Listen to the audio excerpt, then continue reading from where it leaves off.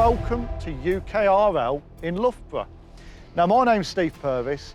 I'm an Accurascale project manager, and you might remember me from such films as the Class 60 launch video. We're not here to talk about that today. We're here to launch our latest Accurascale exclusive. It's a drizzly, dark December day, but I think we've got something quite exciting for you to take a look at. So why don't you join me for a little walk over there.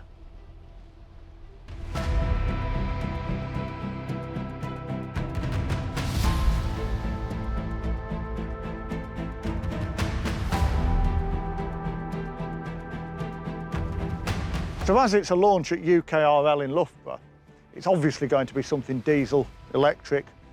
These were very popular, much requested in our last video, but I don't think it's one for today.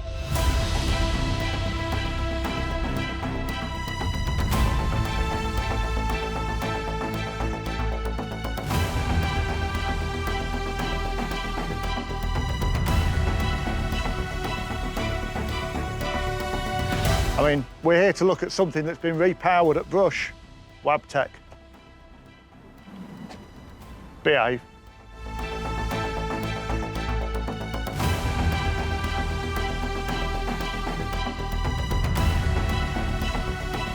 Now, I really like these. Trains are my youth. I even remember working on them at Toton. But what we're here to see, they're a little bit more Scottish.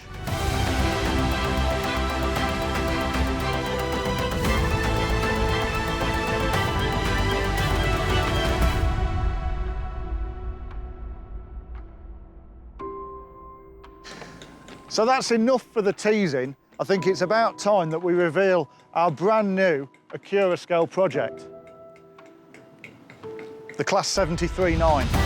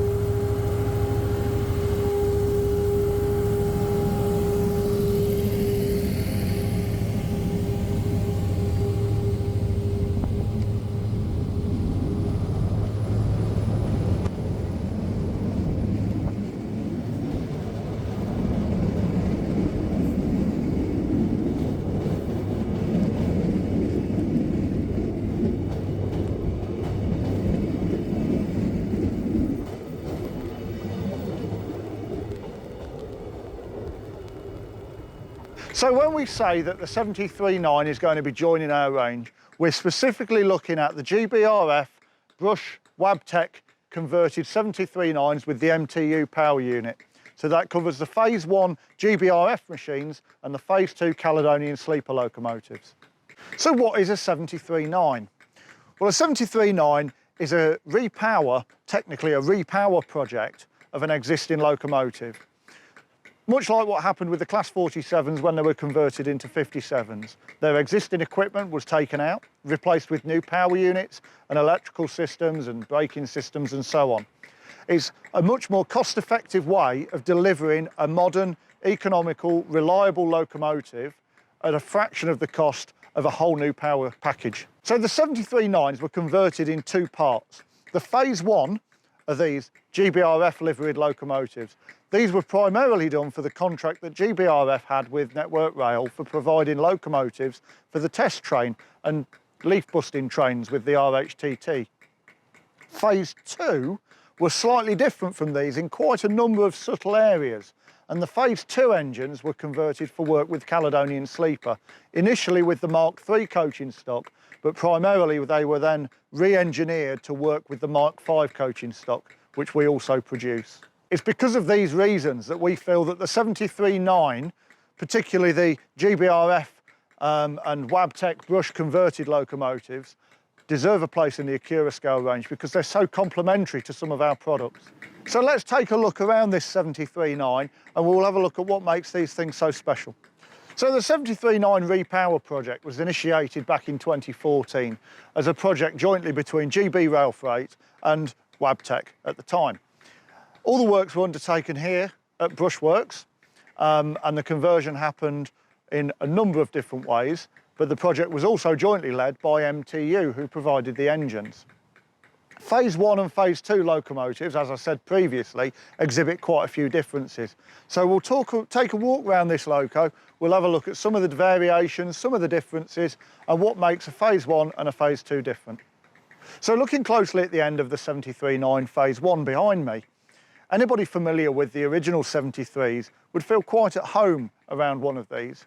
That because they were converted for primarily working on the southern region, they retain their familiar high-level air pipes, coach rubbing plate and original buffers, and the drop-eye coupling. So these are quite similar outwardly to what they were originally converted from.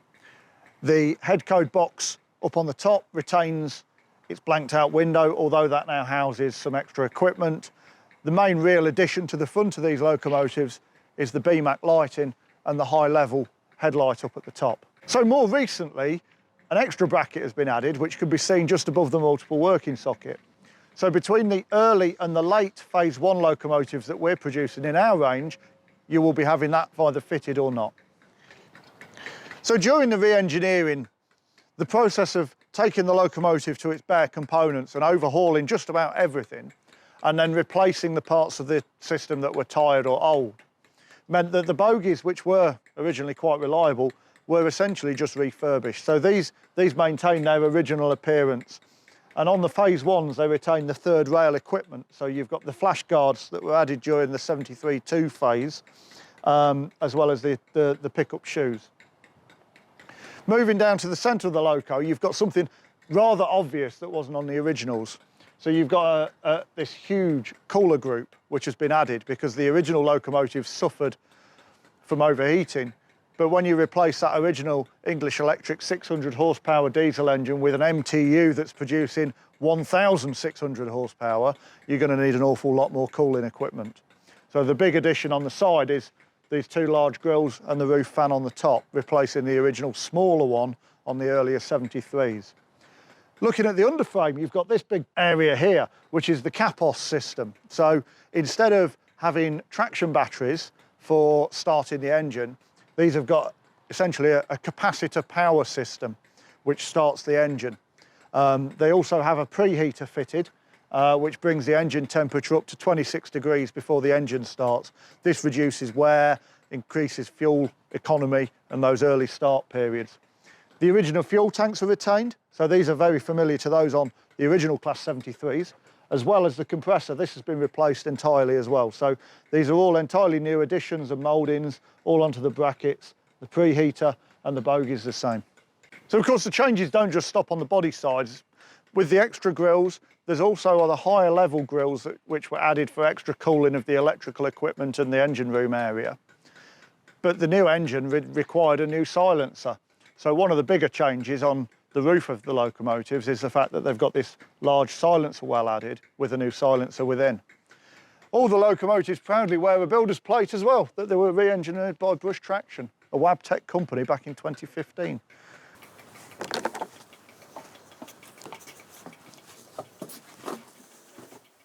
We're here in the number one end of 965, and it's quite familiar to a Class 73.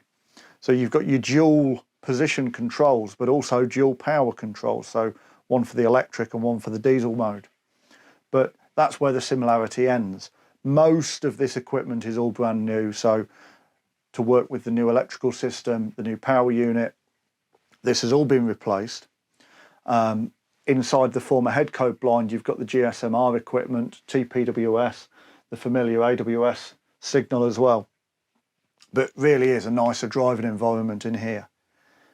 On the Phase 1s, these have got a slightly different arrangement in here as to what they have on the Phase 2s, because the Phase 2s have been designed for working with the Mark V coaches. So instead of a simple set of gauges, they've got a computer screen output. The centre head code box was removed, and replaced with an open window, but they've got the equipment there for controlling the electrical supply to the train.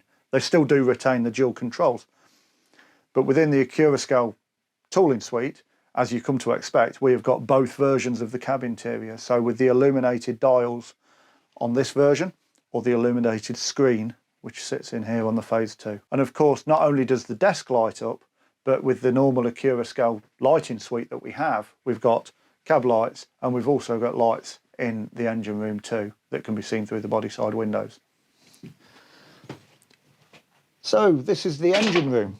As we move into the locomotive, you'll see that the reason we've added an inside light, if I move over to this side, the two body side windows of the original Class 73 have been retained on the Phase 1 and early Phase 2 locomotives. This allows you to see inside into the blue cover here of the alternator itself. It's quite light in here anyway because you've got the fiberglass roof panels above us, again from the original Class 73 design. But it's a little bit more restricted on height because we've got this large silencer well above me with the associated drain, which the silencer for the new engine sits in.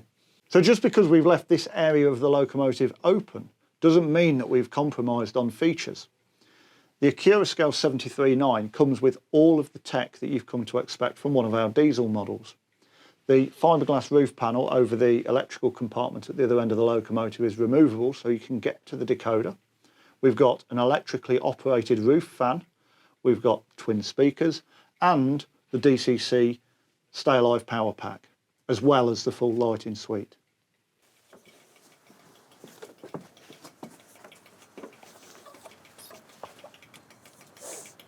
So because we haven't got a Phase 2 machine to join us today, I thought I'd take the time to bring our sample. So the differences between Phase 1 and Phase 2, not just the intended work that they had, but the Phase 2s, when you compare the face of the locomotive, is a much simpler look. So the Phase 2 has not got the high level air pipes for work in the southern region, so it's got a cleaner line around the front end. One of the reasons initially GBRf didn't opt for the open window in the centre for the redundant head code blind was the cost of installing an open window. A reinforced window, I think, was quoted at the time as being about £10,000 per loco. But Caledonian Sleeper initially didn't have them, but the later fitted them with an additional wiper. So the model that you can see here has got those fitted. So it's got a 3-window appearance as opposed to a 2. So moving up onto the roof, you'll see that the horns have now gained snow shields on the front, as well as the GSMR aerial, and quite a large recess was cut into the roof just above the corridor, the entrance corridor, and that contains the air conditioning unit. Elsewhere on the roof, it's quite similar to the other Phase 1 machines, but when you move down onto the buffer beam, when these were retro modded for working with the Mark V coaching stock, the original one-piece snowplough that was fitted was cut into 2, and in the centre you can see the donor coupling and the 2-piece snowplough, but these have also now lost the Pullman rubbing plate in between the buffers.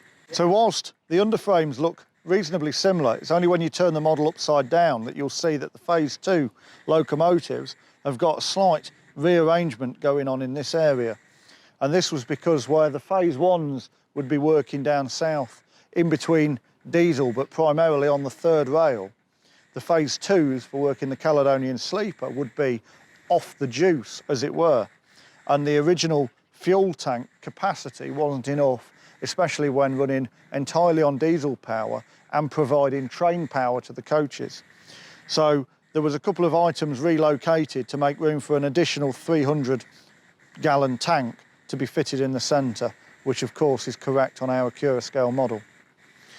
The early Phase 2 machines had the open window, much like a Phase 1, over the alternator and under the silencer well. Between the differences of our early Phase 2 and late Phase 2, we have got the option of the open window in the side or the currently fitted grille, as well as the early ones having the original fitted third rail shoe gear and flash protectors, whereas the later Phase 2 locomotives have got the gear removed as well as the flash protectors. So there it is, the Accurascale Class 73.9, I hope you're as excited about this project as I am, because this has been a real cool little thing to do. I'd like to extend our thanks to UKRL for making us welcome here at Loughborough, and to GBRf for allowing us access to survey, record and scan the locomotives both here and at Tunbridge. For all the details on where to buy your Accurascale 739 exclusives, please click the link in the description below. I think next we need to find something for both of these types to pull.